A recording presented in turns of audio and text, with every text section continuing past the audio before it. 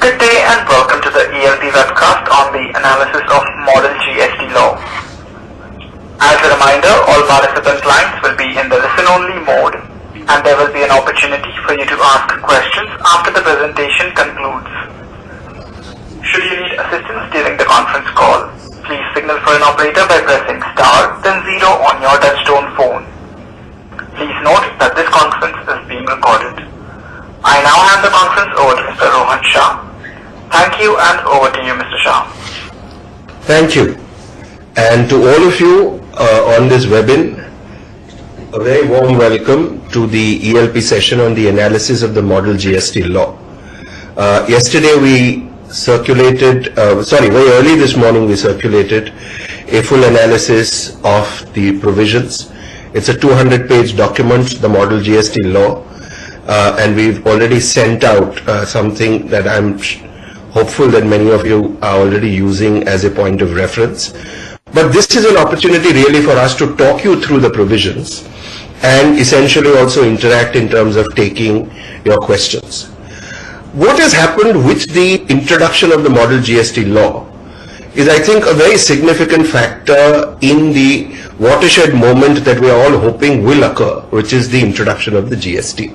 Because till now, the entirety of the debate has been about political machinations in terms of the parliamentary process, the political process.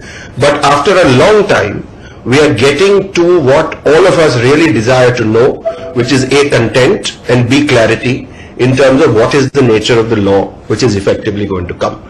First issues first. How far are we really from a GST?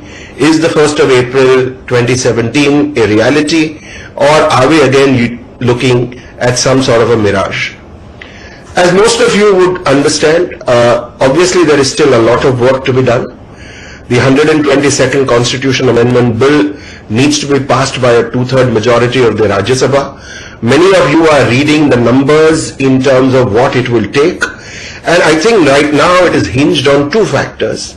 One, whether the Chief Minister of Tamil Nadu and her party will effectively support, and second, in terms of whether the DMK will effectively support or essentially not be present and voting in Parliament at the point in time that the vote is actually taken.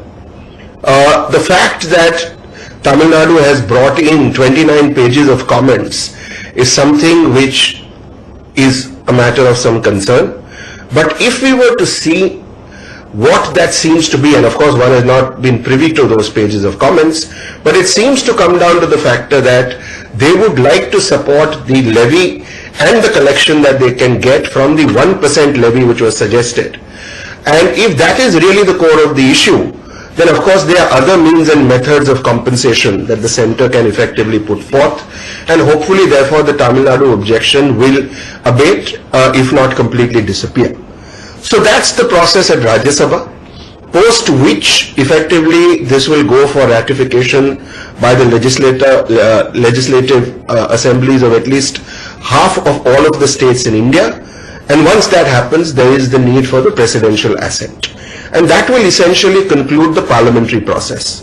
Thereafter, the model GST law that we see here needs to be finalized. It then will be recommended and it needs to be effectively adopted by the states. The model GST law effectively needs to be uniform, because if it is not uniform, then that really will eat away at the very core of a GST system. And one of the other important issues is that given that Article 246 of the Constitution, which normally gives primacy to the centre over the state in terms of a domain which could be duly occupied, in this particular situations the state have primacy, and from that perspective we need to worry, because when we say states have primacy, one interpretation could be any one state also has primacy. So it's very, very important that we get a real moment of federalism where everybody adopts this together.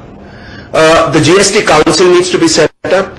It's going to be the defining institution, because A, it will determine the rates, B, it will work out the modalities and the mechanism for dispute resolution inter se the different states themselves. So the GST Council will be pivotal and their role will be pivotal.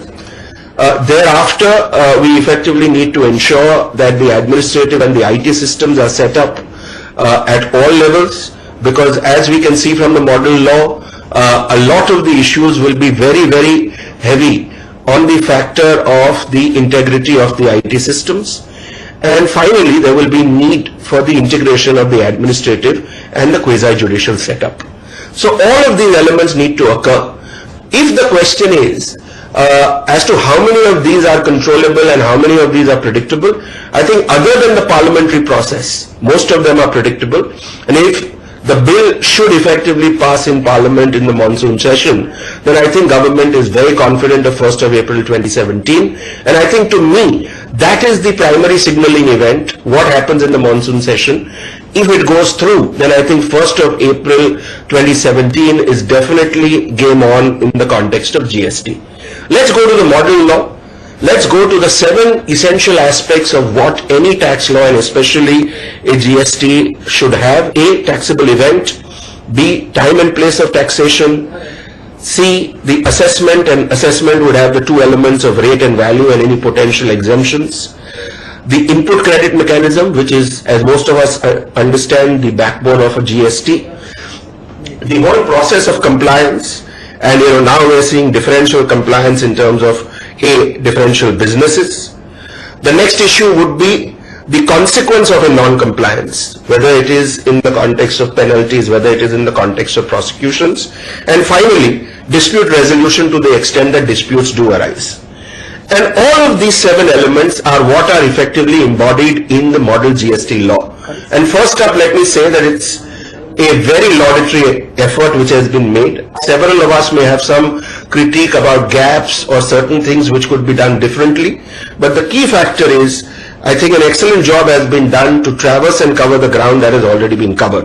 Let me take some of the key events, and then my partners and colleagues Rohit Jain and Nishant Shah will run you through the details. Let's start with the taxable event. Section 7, very clearly the event of supply. And in the context of the event of supply, model GST law very clearly says that the primacy will be to a supply for consideration. Schedule 1, of course, talks of certain exceptions. Those particular exceptions, effectively, one of them is quite wide, which is the supply of goods and services by a taxable person to another taxable or non-taxable person in the course of business. Then there are certain issues in terms of supply to self, which will now no longer be seen as a supply, and free of cost supplies, which will in fact be seen as a supply. So the trigger event for taxation will be the event of supply. Coming to the time and place of taxation, quite clearly you will have the place of supply rules, you do have the time of supply. One of the key issues which effectively sort of comes up now is what happens in the context of the place of supply rules. The IGST has a concept of place of supply. You don't have it in the C or the SGST. And one of the issues which is intriguing is this whole concept of a proportional levy where the supply is in more than one state. And we can all think of what that might be as complication in the context of telecom services, in the context of insurance services, in the context of banking and financial services, and also something as mundane as a transportation service. So while there are talks of guidelines, essentially they are going to come up with greater clarity here, and it's very important that that clarity is achieved, because absent that clarity, this one issue has the potential A for dual taxation, because different people and different states, if they appropriate different amounts to themselves, there could be an element of dual taxation, and for litigation. So this one area needs to be addressed with far greater clarity, and based on that clarity, hopefully we will have a workable basis. Coming to the issues of assessment, rate, revenue neutral rate, all in the realm of what the GST Council will do. But in terms of value, certain critical issues, you do now have a situation where the MRP basis of valuation is effectively gone, and that will cause a heartburn to the many industries who are in the MRP basis. Qua services, this is now a levy which moves from the gross amount received to the transaction value. You also now have a definition of related parties, and therefore the arm's length concept comes in. The related parties definition is inspired by customs, but it is not exactly the same. You have the sole concessionaire situation or agent situation, which itself is sufficient to constitute a party as a related entity. You also have a situation in terms of valuation, where they've clarified that reimbursals are now to be included except in the case of a pure agent. And in the context of subsidies, they've said they are includable. Discounts, you have a demarcation between pre-supply, which are not to be included, and post-supply, which must meet certain thresholds, which are similar to what Supreme Court said in the Kelvinator judgment to actually qualify. Moving from that to the situation of input credits, and that's clearly one of the more important issues. As far as the input credits are concerned, now correlated to the activities for furtherance of business, and therefore seemingly a much larger footprint consistent with Supreme Court judgments in old judgments in East End Paper and in Ballarpur Industries. The situation, of course, is that there are certain exceptions still. So we need to see how those exceptions will effectively impact the situation.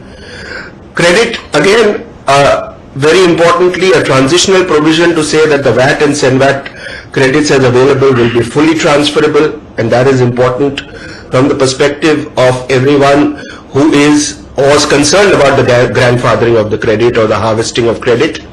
But one key factor, as we look at assessment and as we look at credit, there is a dichotomy there.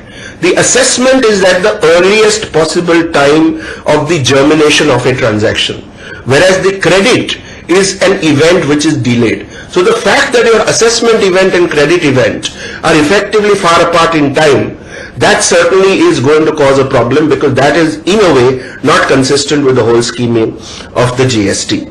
Coming to compliance, you have a compliance structure and a burden, some of it a little different for certain industries like e-commerce, etc., which my partners will talk about. But more importantly, the consequences of non-compliance. And while the penal and other provisions sort of continue to remain, one concern is certainly going to be the issues in terms of prosecution. Service tax, I think we had struck a good balance in terms of saying that if you collected but did not deposit the tax, that would then be the only trigger for prosecution. Whereas here, even though we have definition of specific events for a prosecution, in my personal view, they are far too wide and they will cause consternation within the industry. The fact that there is a compounding mechanism is no relief, because the fact of your being prosecuted itself is so onerous and so invasive that the fact of a compounding is not going to cause any comfort. Yes, it is welcome to have compounding, but the first question is, should you have such a onerous law in the context of the prosecution itself? You have the normal penalties and interest and what have you. And lastly, coming to the dispute resolution mechanism, very similar to the dispute resolution mechanism which is sort of already prevalent, but pre-deposits in the context of appeal, some important changes. In that we had mandated pre-deposits of 12.5% to 25%. This law says 10% but inclusive of penalty. And when we compare that with the 7.5% that we currently had on tax in the context of service tax, that certainly is a move upwards and an important move. So there, to the extent that assessments are made which are adverse, the cost of really accessing your reliefs is going to be something which is higher. A lot of new interpretational issues will arise, because while some of this law is inspired by what we have in the past and therefore the judicial precedents of the past will apply, many new concepts apply. And to the extent of these, I think we will see now a stream of new interpretational issues which will come up and which will take their own time to settle till they wend their way to the Supreme Court and you get a final decision on it.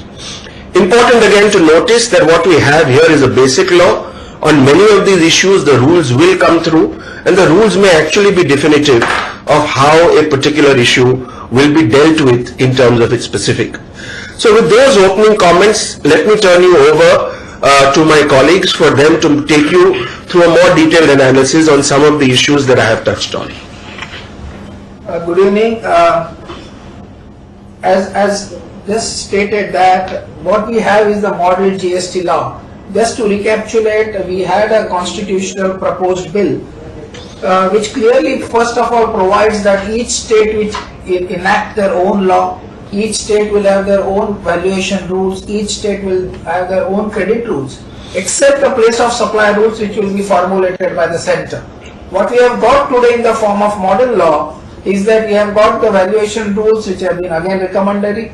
We have got the credit rules, and we have also got the place of supply rules. So place of supply rules will be common across the states, which will be formulated by the center, and the model law is a recommendatory law which should be accepted by the states.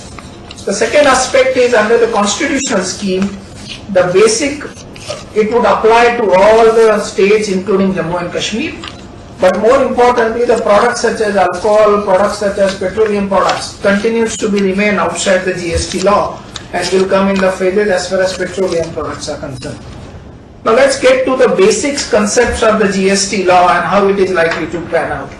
Most important aspect here is that we will have a dual GST law. We will not have a unified GST, and therefore it would be state and a central GST law. Under the state or a central GST Act, the charging section being the section 7 of the CGST Act or a state GST Act. Now what does it provide for as the section 7 of the charging section is that CGST and SGST to be levied and collected on all intrastate supplies of goods and services at the specified rate.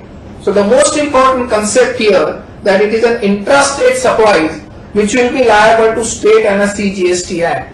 And if it's an interstate supplies, it will be liable under the IGST Act, and which has a separate enactment in itself which is formulated and administered by the central government.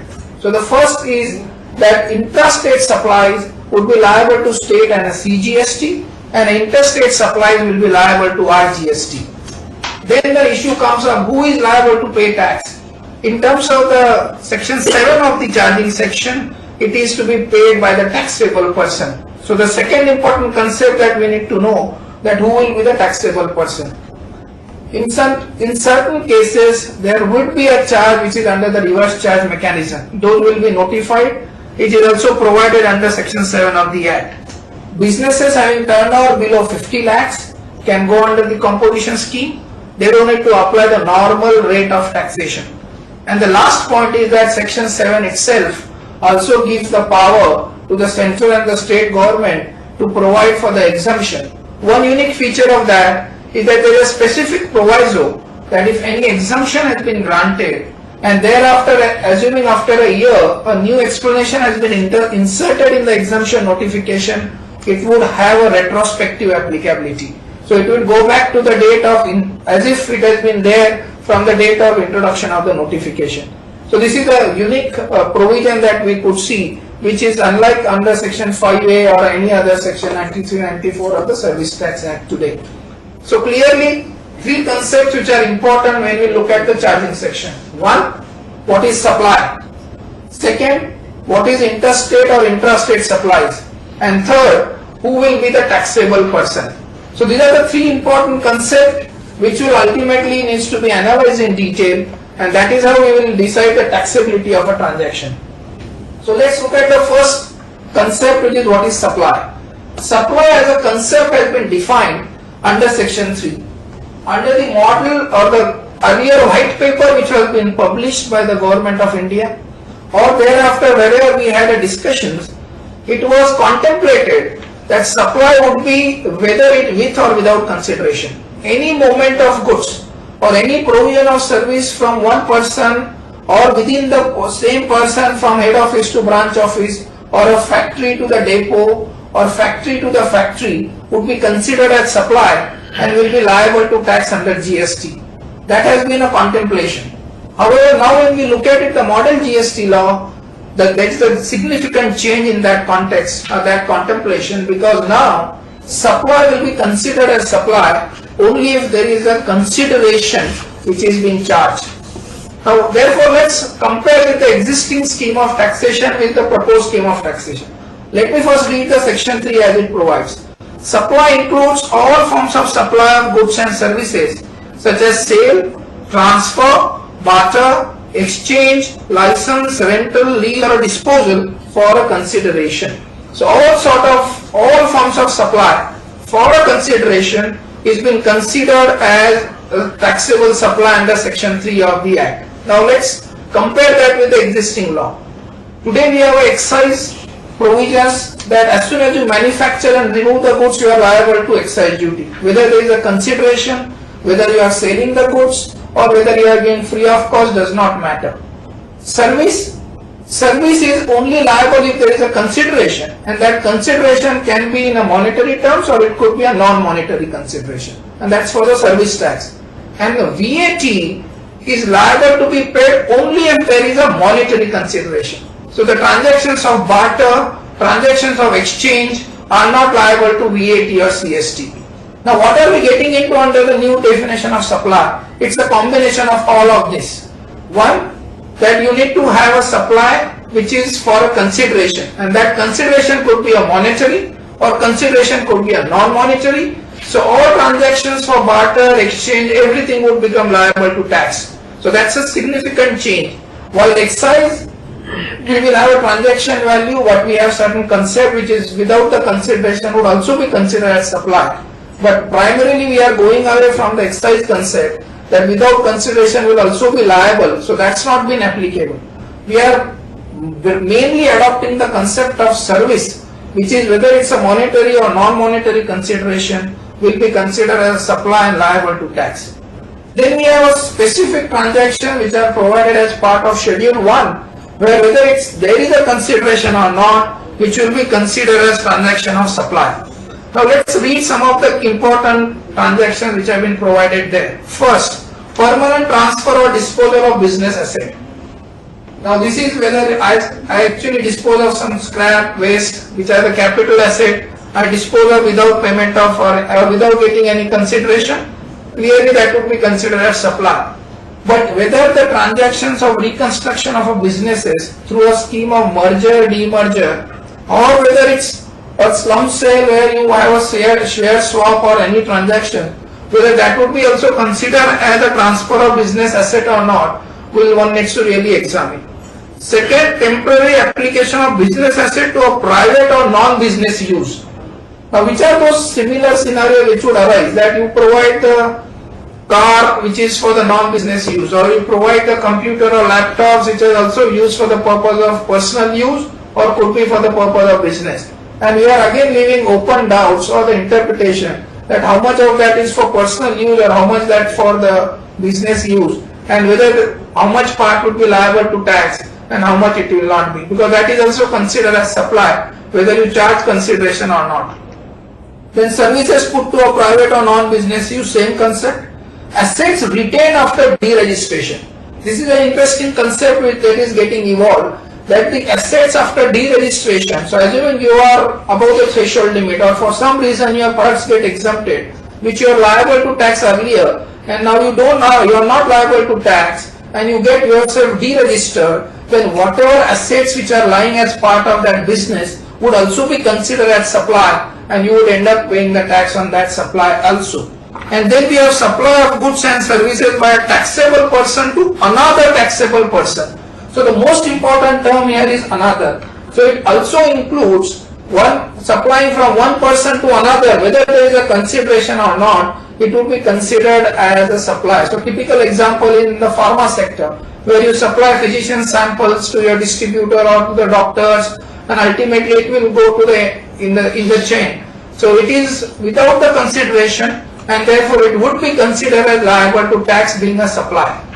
Now here most important exception which have been provided for this transaction, because typically in a job work scenario, when you supply the goods from a principal to a job worker, it is considered as supply by one person to another, and potentially it could have been considered as a supply being under Schedule 1. However, there is a specific exclusion provided that supply of goods by a principal to job worker, even though they are two different persons or two different taxable persons, would not be considered as supply. Otherwise, when the principal supplies goods to a job worker, would have been liable to GST. So that's a specific exclusion which has been provided under Section 3 of the, or Schedule 1 of the Section 3 of the proposed GST law.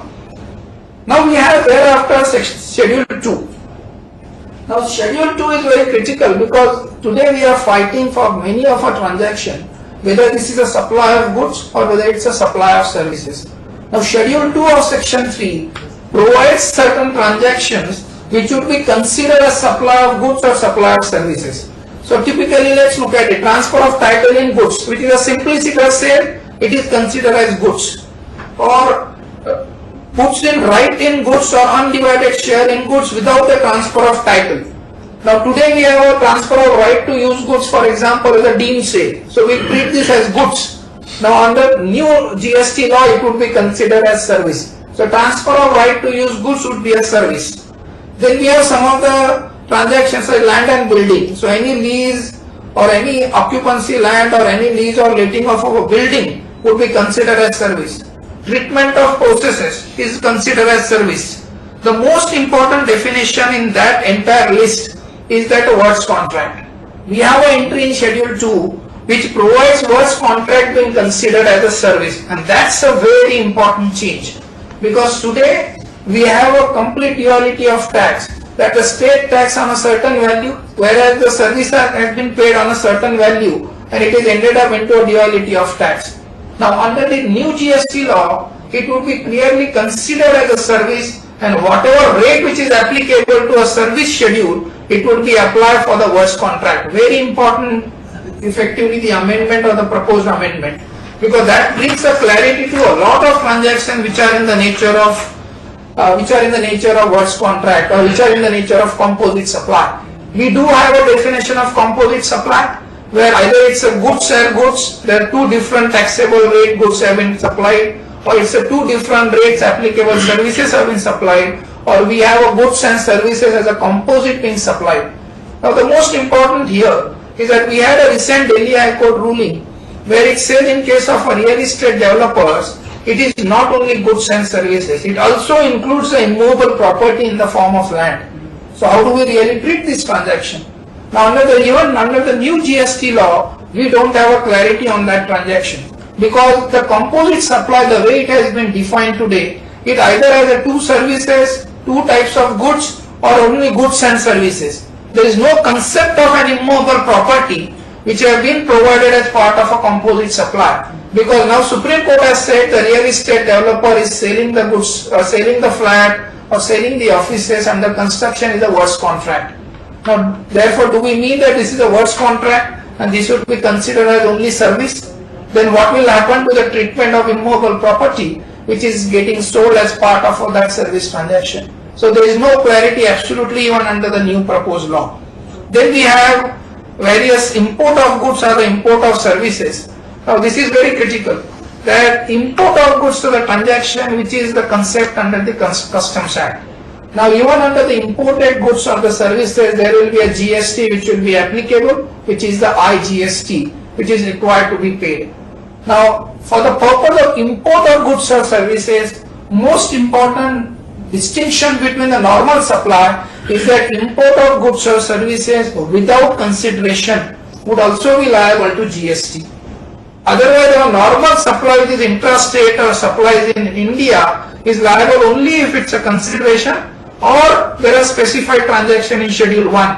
Whereas when it comes to an import of goods or services, whether it's a with or without consideration, it would be liable to GST, and it is required to be paid IGST. Now the issue normally comes up as a consumer, as an end user. If I import certain goods in India, do I need to still pay as a GST? There is a specific exclusion which has been provided. More importantly, if you don't import the goods in the furtherance of business or commerce, you are not liable to pay GST on import of goods. So very important exclusion. Therefore, import of goods or services in furtherance of business or commerce with or without consideration will be liable to GST. But if it's for personal consumption, may not be liable to GST, and that will have to see how they will provide the specific mechanism to really exclude that.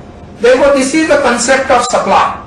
Now gets to the next concept of charging section, which is a taxable person. Who will be the taxable person?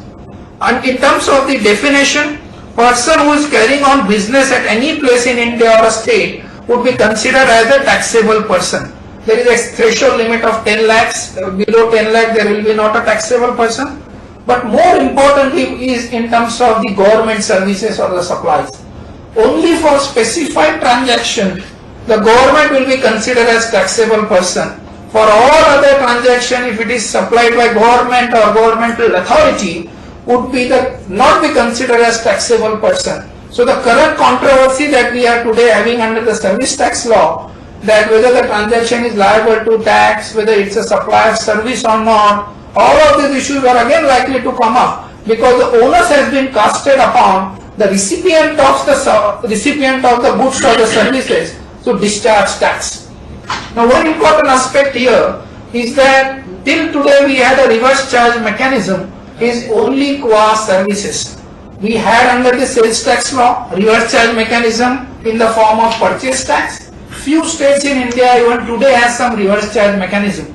But under the GST law, we will have a reverse charge mechanism not only for services but it is also for goods. So supply of goods by the government would in certain cases may also be considered as liable to tax under reverse charge basis, and the recipient of those goods would be required to pay SOC or IGST depending upon the place of supply. Therefore, next issue which comes up is that what is interstate and intrastate supply, and that is very important today because under section 3 of the CST Act, whether section 4 or 5 of the CST Act, we have n number of disputes whether this is an interstate sale, whether it's a sale in the course of import, whether it's a sale in the course of export, and we have lived with that for so many years. And the current concept is that there is an occasioning of movement of goods from one state to another pursuant to a contract of sale. So we have examined this very term for years since 1956 when the CST Act has been first time introduced. And that very term of occasioning the movement of goods has been interpreted by the courts in India that as long as there is a contract and prior to the movement the goods have been delivered in terms of those contracts, it is considered as occasioning the movement of goods from one state to another or in the course of import. Now we are completely getting into the new concept. Now we have therefore interstate supply and interstate services. Equally intrastate supply and interstate services is defined under section 3 and section 3A of the IGST Act. And what are these new concepts now? The first, in case of interstate supply of goods, would be if the supplier is in one state and the delivery, that is the place of supply, is in the other state, it would be considered as interstate supply. Now we'll have to look at it, what is the place of supply in case of each transaction. Similarly for intrastate, is that if the supplier is in one state and a place of supply is also in the same state, then it would be considered as a within the state transaction. So very important concept. First common thing is that the location of the supplier, whether it's the goods or the services or whether it's the interstate or intrastate, location of the supplier will be the first thing to be looked at it. Then thereafter comes to what is the place of supply. If the place of supply is falling in the other state, it would be considered as interstate, and if the place of supply is falling in the same state, it would be considered as interstate. What is the impact of that? Because if it is intrastate, it is required, we will be required to pay CGST and SGST, and if it is an interstate, we will be required to pay IGST. So it becomes very critical to examine the place of supply rules. And under the place of supply rules, we have the different set of rules for services and we have different set of rules for the goods. And in terms of the goods, there are various scenarios which have been provided, that where supply involves movement of goods, where supply does not involve movement of goods. If the supply is for installation and commissioning, then the site of installation will be the place of supply. If the supply is on board for delivery on conveyance to the vessel, aircraft, then the place of boarding of those goods in the vessel, aircraft will be a supply. And in any other case, it should be prescribed. So this is for the goods. Similarly, for services, we have place of supply services. The default rule is the location of the service recipient, but that's still a default rule. Even today, under the place of supply services, we have various exceptions. Those exceptions continues to be there even under the GST law. Typically, that services in relation to an immovable property, services for transportation of goods, services of telecommunication, services of insurance, there are exceptions which have been specifically provided to the default rule that the location of the service recipient may not be the place of supply, and therefore depending upon the nature of service we will have to determine what is the place of supply, and thereafter we will decide whether this is an intrastate or an interstate supply, because the second criteria to determine intrastate is the place of supply. So the location of the supplier and the place of supply will be decided in terms of the place of supply rules. The next issue is the credit mechanism. The most important point in the credit mechanism that it is a fungible credit. You don't have to have the state credits and the central taxes credits and the IGST. It is a fungible credits. You can apply SGST against SGST, IGST against SGST, C against C, I against C. So there are a lot of fungibility which have been provided. But the critical aspect of the credit rules is that we are again getting into the concepts of inputs, input services and the capital goods. So what are the inputs? Inputs which are other than capital goods used or intended to be used by a supplier for making an outward supply. Very important definition. Because today we live with the definition of inputs which is directly, indirectly, in or in relation to manufacture of goods, so on and so forth. Now what are we getting into? Is that the inputs which are other than capital goods used or intended to be used, that is at the time of acquisition, for making an outward supply. Now we have got the concept of for. Earlier we have got a concept of directly, indirectly, in or in relation to the manufacturer. Now it is for outward supply. We had an instance where in the case of Mundra Court, the tribunal has initially interpreted for means it should be a direct nexus. It cannot be indirect, it cannot be in relation to. Now we are getting into the concept of for. While that judgment has been there after all,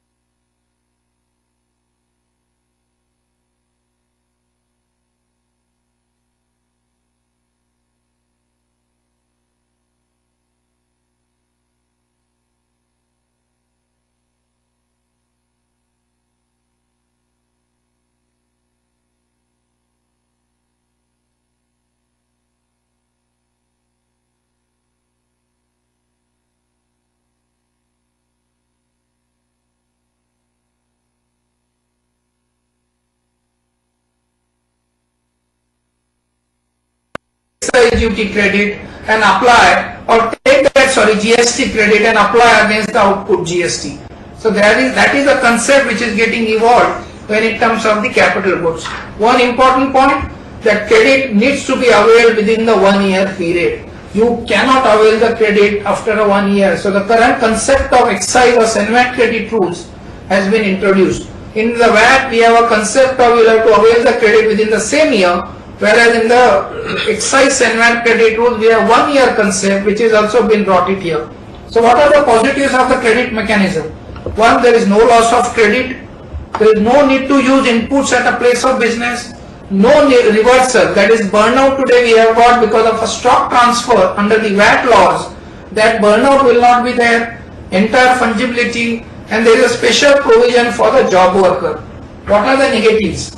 The most important negative is that definitions are not wide enough. We are again going back to the concept of for as opposed to directly, indirectly, in or in relation to. Second, restriction in respect of motor cars transportation continues. It is not necessary that motor cars are used only for the purpose of transportation services. In a day-to-day business, even for a delivery of goods, there have been motor cars which have been used. Third, the most important restriction as being a negative of the credit rules is that there is a restriction for credit for immovable property. Now we lived with that concept for so long that initially excise duty paid on the cement and steel used in the construction of factory was not available as a credit. When we got the fungibility for service tax in 2004, that credit was available till 2007. In 2007, the law got amended that it was in relation to a civil structure, credit will not be available. Then again there have been amended post the negative list that if only construction services are there, then the credit is not available. Now what do we have? We have a much wider restriction which have been placed, which says that restriction for credit which is getting into a construction of an immovable property, no credit will be available to you. And this is failed to understand that, for example, I am providing a renting services, I will buy an immovable property, I will pay GST. Why not credit should be available to earn a renting GST which I pay? I use the factory for production of goods, ultimately that factory depreciation cost gets built up in my supply price or a sale price. I will pay GST on that. Why again the credit won't be available in the factory? Are they therefore disincentivizing the investments which should come to India? Is that capex which will still continue to have additional tax cost? Because these are used the same capex or the same machinery, the same entire infrastructure is used to provide the services or is to provide outward supply. Outward supply could be goods, outward supply could be services. But we again see the same restrictions being provided under the definition of inputs and capital goods. Significant onus on the recipient, because now credit will be available to you only if the supplier has discharged the tax. There will be complete mapping and reconciliation which will happen, that whether supplier has discharged the tax or not, and then only credit will be available to you. Then look at it, you have put the onus that please ensure that supplier has been paying tax, he is filing their appropriate returns, and that is getting reflected, you being as a recipient, and then only the credit will be available to you. Lot of system documentation changes will occur once we see the GST being implemented. Then we also have the concept of input service distributor, which will continues to be whole good. But again, unfortunately, the input service distributor, as name suggests, will only be applicable for distribution of credit of taxes paid on services. Now, why at a head office I do also buy certain goods on which I will be paying GST? Why not that GST paid on goods should be allowed to distribute it to my other places of business from where I discharge tax? We are again getting to the whole concept of service distribution only and not the taxes paid on goods which should be allowed to be distributed. The last concept is the refund of taxation. In terms of the refund of tax, it is again restricted only for export or an inverted duty structure. Now let's look at it, what are the current provisions today. SENVAT allows you a refund only for export purposes. VAT allows us the refund whatever is accumulated at the end of the year. Now what are we therefore getting into? We are not adopting the state provisions, we are adopting the central provisions under which refund will be available only if I am an exporter of goods or services or I have an inverted duty structure. Now there would be various cases where there may be an accumulation of credit. Ideally there should be no inverted duty. But assuming there would be an inverted duty structure or there would be other reasons that there may be some accumulation may occur. For example, I have a lot of capital investment at the start of the year where I have invested huge capex. I have paid GST on import of goods. I have paid GST on plant and machinery. And I don't have value addition in my regular flow. I will have to still sit with that capex cost as a credit accumulation, and I will not have enability or enabling provisions to claim that as a refund. So this situation will continue to have a problem because your accumulation of credit continues and there will be no provision for you to claim a refund of that because refund is restricted only for export of goods. So overall, in terms of the basic principles, what are we really looking at it? That we are adopting some of the state VAT provisions, we are adopting some of the SENVAT or the central law provisions, and some of the very new concepts been getting evolved under the GST regime. And therefore what we see that new concepts or a combination of provisions will again throw a lot of interpretational issues. So that we expect that before the GST law becomes the act, there will be a lot of clarity being provided, and these interpretational issues have been omitted to the best extent possible. Now I request Nishant to take up the next set of provisions under the proposed GST law. Thank you, Rohit. Thank you, Rohit, and thank you everyone for attending this webinar. So the next set of provisions that I intend to take through is one is on valuation, and thereafter some of the compliance provisions, and thereafter some of the impact that we've had, transactional impact for some of the entities. Valuation is one part, but when we come to the compliance, there have been some innovative changes and some different provisions that have intended to be introduced through the model law, and it will be interesting to touch upon those. So coming to valuation, the value of taxable supply for the purpose of GST, they have adopted the transaction value, and it has been defined to say that the value of a supply of goods and service will be the transaction value, subject to the condition that the supplier and the recipient of the supply are not related and the price is the sole consideration for the sale. It is very similar to the transaction value that we currently have under the customs law as well, Customs Act, and there are a few inclusions as well as exclusions from the transaction value that have been prescribed under the model law. So for example, any amount which is the liability of the supplier to pay will be added to the transaction value. Similarly, free supplies being made by the recipient will also be added to the transaction value. Royalties and license fees, so any taxes, duties, etc., not under the GST law of course, but the other statutes will get added. Incidental expenses such as commission, packing, subsidies, if any linked to the supply, will also get added. Any other reimbursement expenditure or cost, as is currently there under the Finance Act and Section 67 of the Service Tax Law, will also get added. And finally, any post-supply discount or incentives. On this post-supply discount or incentives, they have also clarified to say that if the post-supply discount or incentive has been established as per an agreement or has been identified prior to the issuance of the invoices, then that would not get added. Any other discount which is being given at the time of supply will also not be added. Now, however, if it does not satisfy the basic conditions of applicability of the transaction value, that is that the non-monetary consideration is involved in the transaction, that means the amount is not only the price is not the entire consideration, the parties are related, and there is a reason to doubt the truth and accuracy of the value by the supplier. In these cases, then reliance can be placed on the transaction, the GST valuation rules, the determination of supply value of supply of goods and services rules, which have also been prescribed. Now, also there is one more aspect, that in case of all of the supplies made by a pure agent, money changers, insurers, air travel agents, lottery agents, again you have to compulsorily take support of the rules, as the rules will be specifically prescribing the valuation principles for the supplies made by these persons. Now when you go to the rules, you will see that the valuation to be carried out in the rules, there are certain methods prescribed, again similar to what we have under the customs valuation rules, but a little deviation in the methods. Again, the methods need to be followed sequentially, and what are these methods? There is the determination by comparison, and when we say comparison, what do we mean?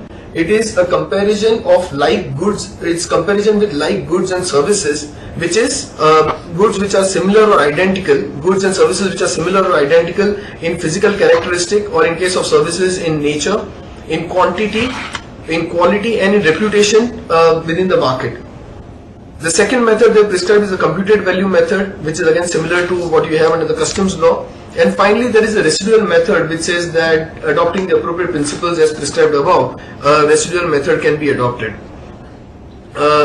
One more aspect which is important is that it does provide for acceptance of transaction value even where the relationship exists between the supplier and the recipient, if the price has not been affected by the relationship.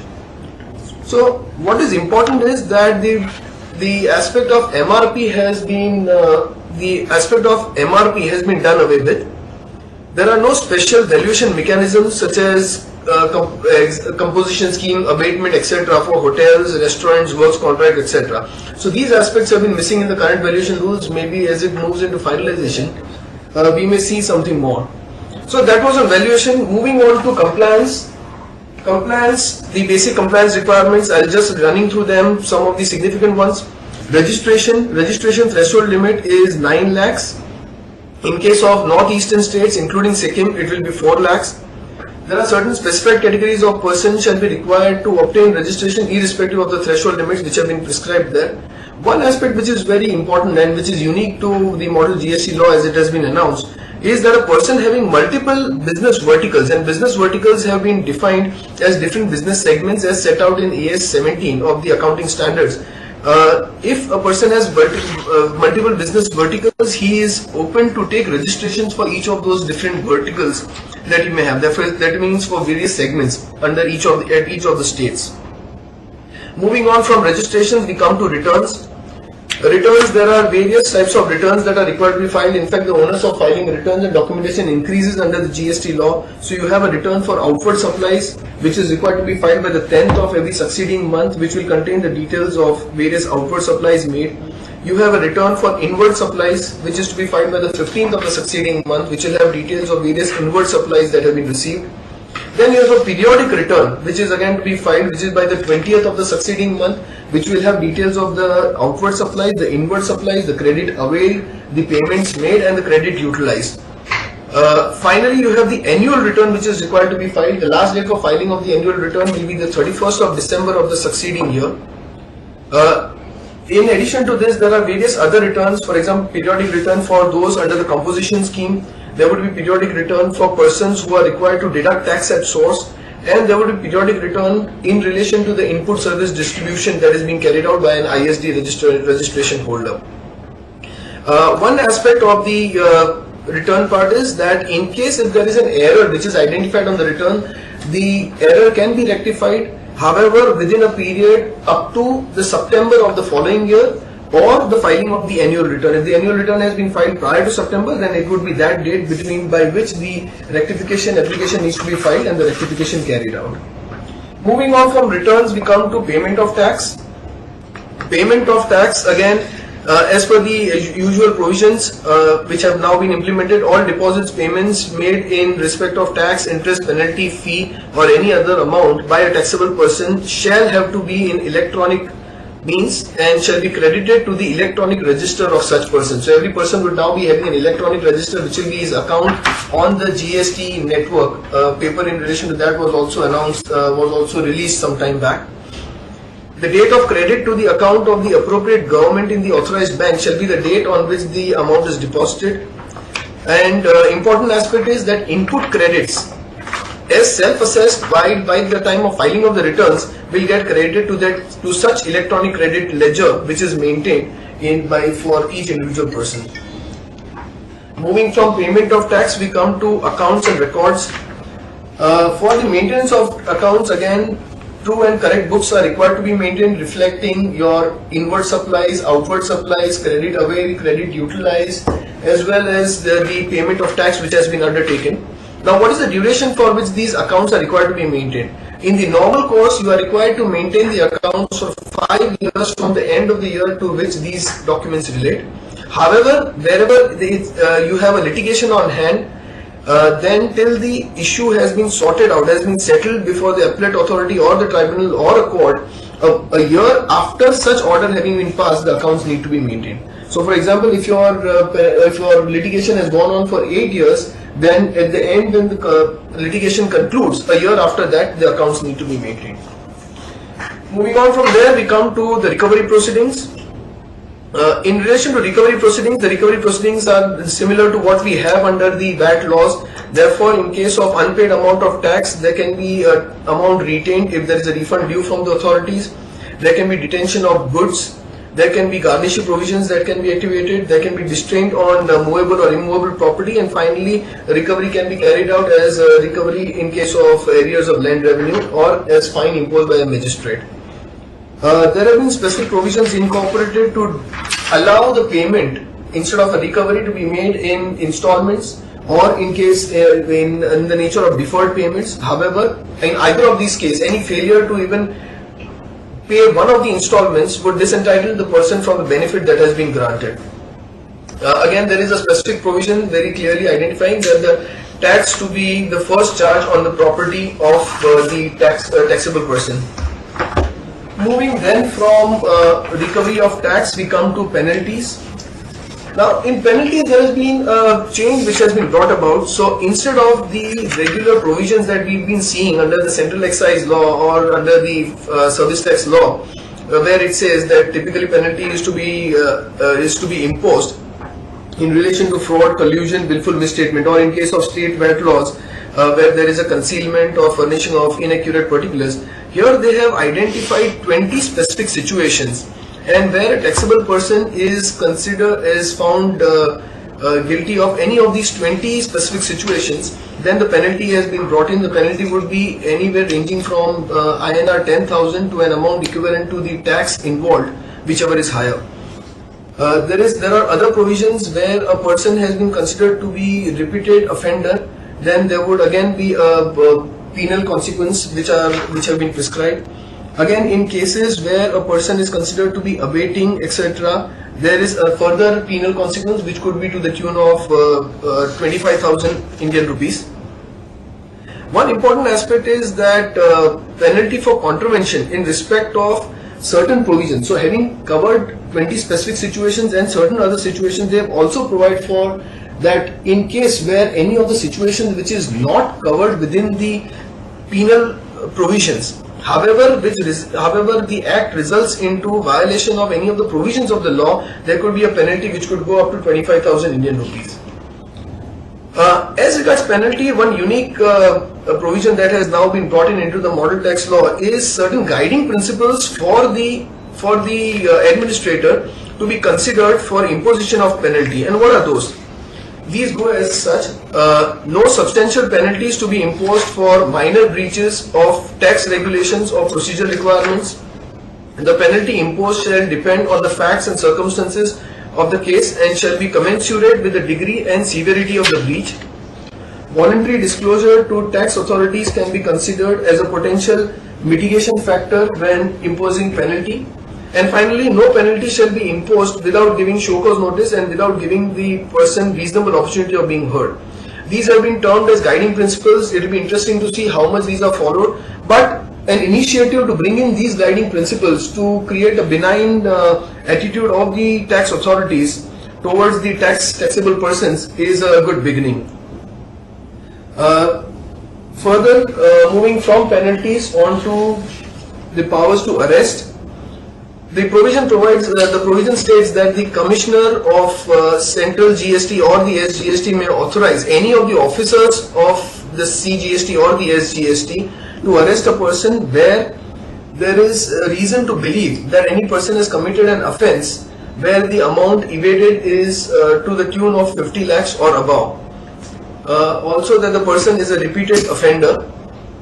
And what are the nature of warrants that can be issued? Where the amount of tax evaded exceeds 2.5 crores, it would be a cognizable and non-bailable warrant.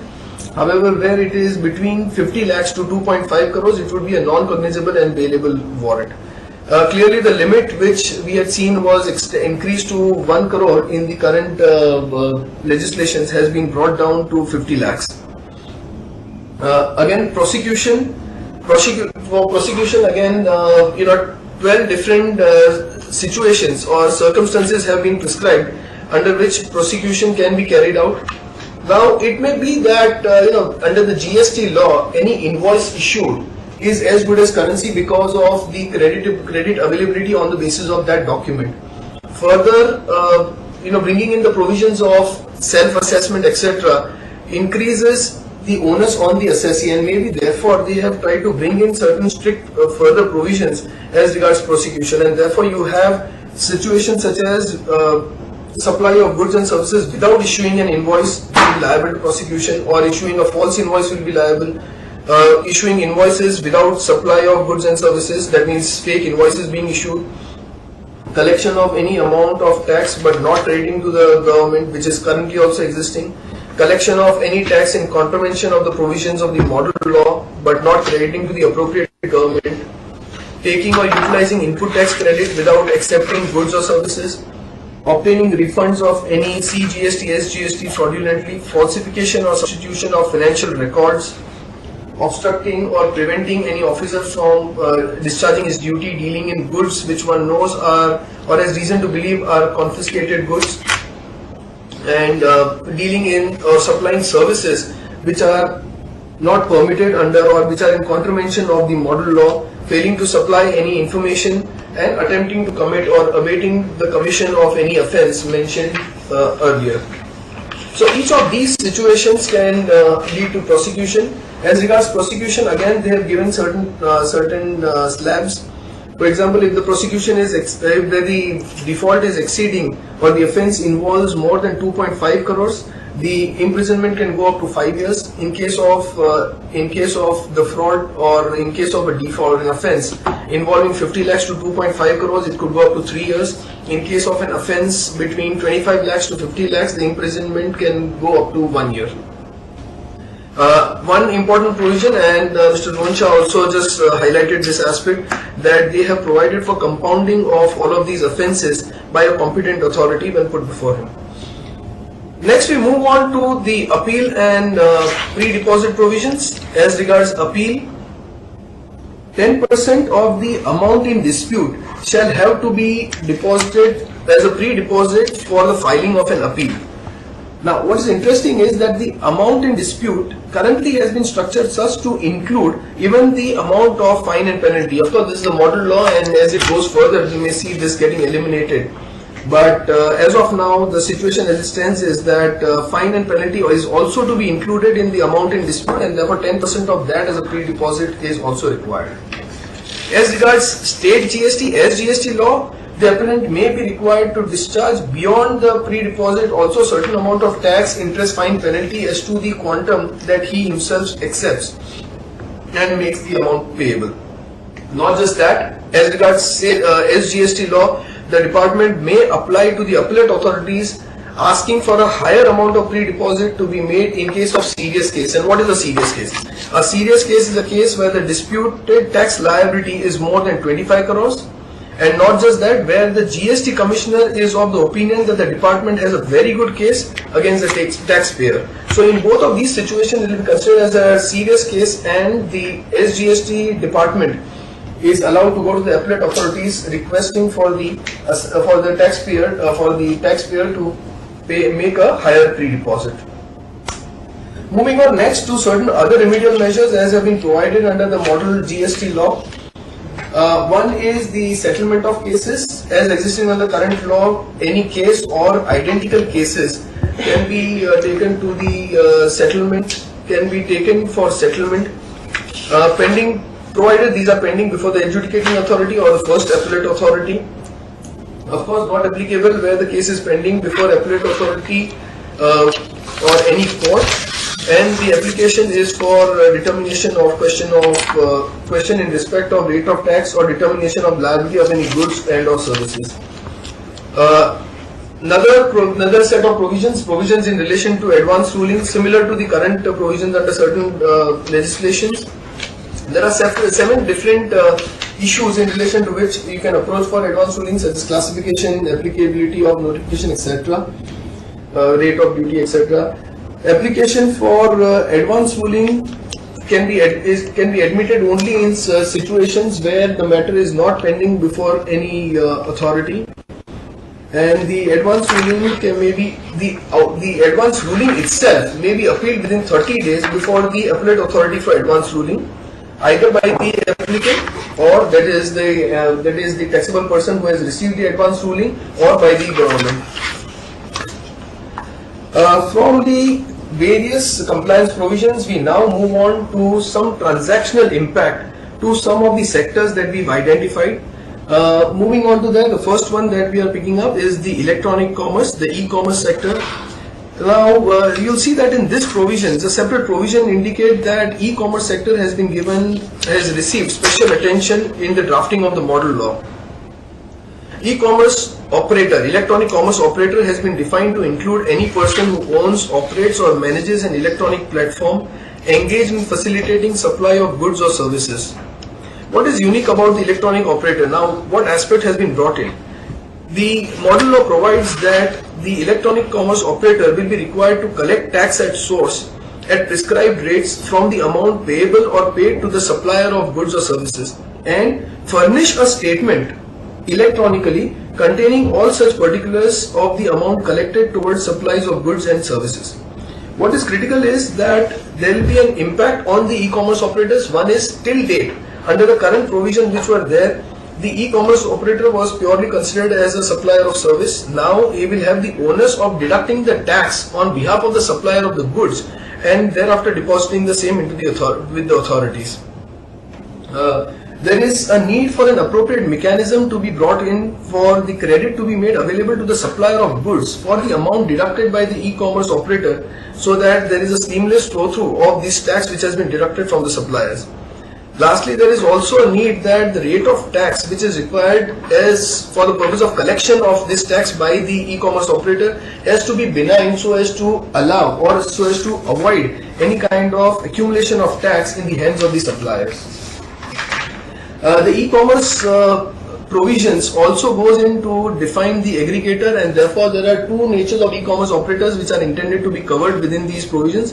One is the operators who are operating a platform for the supply of goods and services, that means connecting the buyer and the sellers, and the second is the aggregator. The aggregator has been defined to mean a person who owns and manages an electronic platform and enables a potential customer to connect with the person providing service of a particular kind under the brand name or trade name of an aggregator himself. For example, you have various app-based cab services will be considered as, so an Ola or an Uber will be considered as an aggregator who is making available the services of a cab driver through the application that they have made available through e-commerce route. Supply of services under a brand name or a trade name owned by an aggregator shall also be deemed to be a supply of the said service of the said aggregator. Therefore, whatever income that they are earning or whatever service fee that they are charging to a cab operator shall also get charged in, will also be liable to tax. Aggregator therefore would be considered as a person liable to tax for the supply of these kind of services that he is providing, which is similar to the provisions that we currently also have under the service tax law. The next impact is that we are analyzing is that of a job worker. Now, the model GST law has gone in to define the job worker. More importantly, beyond defining the job worker, they have also made the job worker rid of the significant compliance provisions and have made the principal liable for some of these compliance provisions. So the principal is now permitted to send taxable goods without payment of tax to a job worker. So therefore there will be a movement of goods and there will be a supply of goods by the principal to the job worker. These would not be considered as a supply, but would be considered and would be allowed to be transferred without any tax burden arising on them. From them, in fact, the job worker having done partial job work can also send it to a further job worker. Likewise, the principal may also allow the goods having processed by the job worker to be brought back to his own place of business, or he may also permit the goods to be sold out from the job worker's premises straight to the ultimate consumer. In all these situations, the principal will be required to declare the place of business of the job worker as his additional place of business and discharge the tax liability arising on account of this movement of goods. The responsibility for accountability of the goods and payment of tax shall lie with the principal. The model GST law has retained therefore some of the aspects which were currently existing under the excise law, where the clearance of goods were permitted directly from the job worker's premises. Moving next to the impact on real estate, as Rohit also mentioned some time back, in relation to works contract has been defined in line with the definition of work contract is identical to that given under the VAT laws, and therefore it is similar to as it exists under the VAT provisions. However, there is restriction on the availability of credit on goods and services that are used for the execution of a works contract, as it results into the creation of an immovable property. In fact, they have gone ahead not even to create exceptions as have been existing in the current service tax legislation, especially in case of developers and works contractors. Works contracts shall be treated as a supply of service. Now, is there a possibility that they could also be treated as a supply of goods?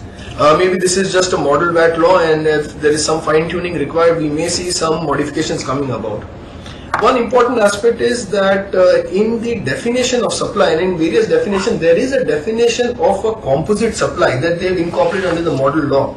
And the composite supply says, so you can have supply of multiple services, you can have supply of multiple goods, and you can have supply of goods and services. And these nature of supplies have been considered as composite supplies. They have still beyond this gone ahead to define works contract, and therefore there seems to be some amount of duplication which is likely to rise, or we may see some amount of involvement or inclusion of the works contract within the composite supply. Also points to be noted that a transaction of composite supply, if there is an involvement of immovable property, because if the works contract results into an immovable property, how is that to be treated is yet to be seen. Finally, the last sector or the last aspect which we've analyzed is that in case of intangibles. So intangibles have been defined as being services, therefore goods is defined to exclude intangibles, and services has been defined to include intangibles. And what is intangible property? Intangible property has been defined to mean any property other than tangible property. Therefore we come to the definition of what is tangible property. Tangible property has been defined to mean any property that can be touched or felt. So therefore all your intangibles are now services, and therefore will be brought to tax as would be as a supply of service. Certain implications arising from that: separate place of supply rules will have to be prescribed for intangibles. Rules for export of services now will start applying to intangibles wherever there is a sale of intangibles outside the country. Rate of tax as applicable to services will start applying to intangibles, and separate credit to the receiver will be dealt as input services in case of intangibles which are received by the recipient. These were some of the sectors, and with this I come to the end of my part of the presentation. I'll hand it over back to Mr. Rohan Shah for his concluding remarks. Thank you, Nishant, and thank you, Rohit. As we've seen, this is a really wide sweep of provisions, and we're talking really now of the entirety of the scope of what the final GST law will be. We had anticipated certain time to be set aside for questions, but in trying to cover and detail all of the issues that we have, there has been a bit of an overrun. But we'll still try and take a few questions if that is possible, and I will ask the moderator for the call to find out if anyone at this stage wants to ask any questions. As I said early today, we did circulate a booklet of full analysis. There is also a detailed slide presentation available, and if any of you should really want that slide presentation, please write in to any of our colleagues who you work with at ELP and request it, and we should be very glad to share it with you. So let me turn this over for questions, if any. Thank you very much. We will now begin the question and answer session. Anyone who wishes to ask a question may press star and 1 on the touchtone telephone. If you wish to remove yourself from the question queue, you may press star and 2. Participants are requested to use handsets while asking a question.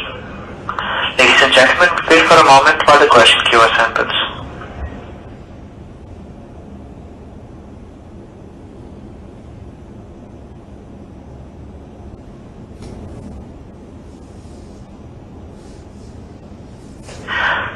The first question from the line of Mukesh Lada from Kalpataru Power. Please go ahead. Rohit, the fundamentals of standard credit in today's circumstances in excise and service tax law, that if I am a service provider and I am a excise manufacturer also on an excise law, then the inputs and input service both are a common pool. Whether the same provision will be continuing GST, any clarification, anything on that part? Yes, Mukesh, it appears that we will have a still common pool. It will be a common pool for inputs, input services and capital goods, while there will be a separate pool for SGST, separate for CGST and IGST, and that will be applied in a particular manner. But in terms of the inputs, input services and capital goods, it's a common pool divided into 3 different taxes which are applicable. Thank you very much.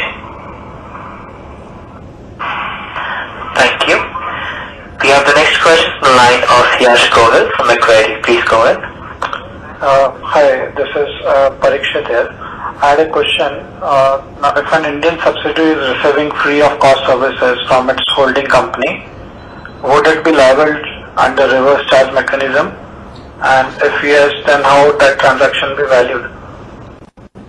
Hi, this is Nishant here, and yes, so if it is receiving services from the parent company, on this service which you are receiving, it will be considered as a supply importation of service, and you would be liable to discharge the liability under reverse charge on this.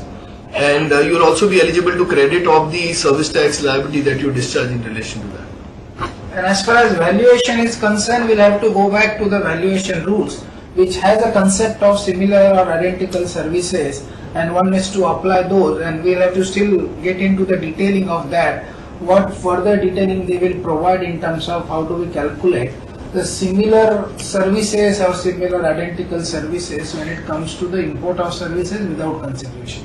Yeah, and one of the issues you'll have to be very careful about over there is that this concept of similar or identical, they are going to try and reach out for a arm's length measure. So from that perspective, the question is, what you have, as you said, received by a subsidiary from a parent or a holding, that measure may very well be inflated to the extent of arm's length. And the other situation is when they are looking for that particular pricing, there are no basis set out today, whether it should be domestic, whether it should be international. But you can well imagine that assuming they were to go onto the internet or to the Google to try and find pricing, the potential pricing of such services could effectively be widely varying. So we need to see how they actually come through with the rules. But at this point in time, A, there will be a levy, B, it will be a reverse charge, and there is the concept of comparable or identical is clear, but what range of pricing that could create is conjecture. Okay. Thank you. Thank you. We have the next question from the line of Mohit Sharma from Parker Hannifin. Please go ahead. Yeah, hi Rohit. Hi Mohit, how are you? Yeah, fine, Rohit, fine. Yeah, Rohit, my query is about the reversal of standard credit in case of exempted services like today we are assuming trading goods as an exempted service. Will the same concept will be there in GST also? No, trading will be liable to GST, so that would not be an exempted supply. And secondly, we have a proportionate mechanism which has been contemplated if you are into taxable and exempt supply. But to specific of your query, trading won't be considered as exempt supply. It would be liable to GST. And when it comes to assuming if you have any exempt supply, you are effectively required to reverse the proportionate credit. Unfortunately, we don't see as of now any mechanism whereby you have that 6% or 7% you pay and that's end of it. You have today what is contemplated is only proportionate credit reversal and not a specific rate being provided for. No, so in case of trading we are allowed. Full credit is not reversal. Full credit will be allowed. Okay, thank you, Rohit. Yeah, but full credit because that transaction itself the trading transaction itself would be taxable. Yeah, I understood. Yeah, correct. Yeah. Thank you. We have the next question from the line of Bhumika Shah from Ida Cellular. Please go ahead. Yeah, sir, I have a question. Currently, the credit on capital goods is available at proportion of 50-50%. 50% the first year and 50% the following. So, what is expected in GST? Because currently the law doesn't speak anything on availment of credit of capital goods in some proportion. So, if there is no specific provision, we can take a credit at one go. So, full credit will be available in the first year itself. In the first year itself. That's right. Because today it is a restriction that you can't take more than 50 in the first and 15 second. That restriction is not there, so you can take a full credit in the first year itself.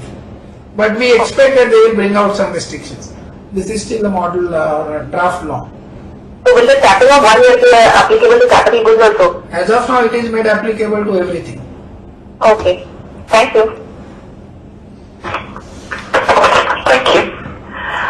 A reminder to our participants, if you wish to ask a question, please press star and 1. Okay, I think we can close the session. It's been delayed now.